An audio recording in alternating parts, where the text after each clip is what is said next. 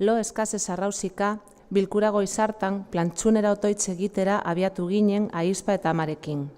Akiduraz, ez nintzen zutik egoten ahal ere. Ondorioz, bizkarrez armairu dirdiratzen ibili nintzen. Ez zitzaidan irudi Joanes hila zenik. Gaueko bideek egunaren errealitatearen oinarria desesperatuki agerian uzten zidaten. Alatan, kutsaren barnean, Joanes plantan baketurik atzeman genuen. Igande zapaindua, konderak aurrean, bihikatzen eta lehen auzoak, Elizatik katrelan espreski ekarri gurutze zilarraztuna buru gainean erortzear. Gorpuzkeran belaunaldi baten garaitu ezintasuna oraino irakurri nuen, eta bezperako hotz zikara ezeak soina daldararazi zidan berriro.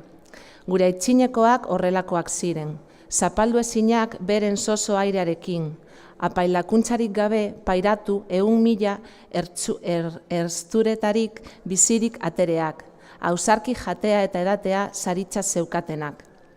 Izariz kanpoko fedea ezarri zuten, gauzen eta egituren progrean fedea alaber handiki eta eskolatuengan. Amodioz eta gure onerako dena purtsa-purtsa galtzera utzi zuten arren hain zuzen horregatik garaiezinak. Joanesen azken hitzak, ardiak sartutuzka izan omen ziren.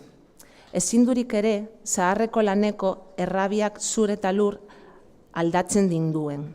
Hemendikat, Joanes Mongoliako estepetako artzainak lagun, Josafateko soroan ardikaleiatzen ahalko zen. Semearen egunerokotasuna trabatu beharrik gabe.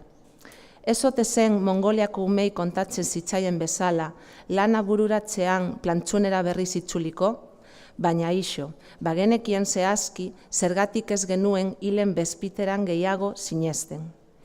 Gazna bedi izarezne, betiereko loan ere.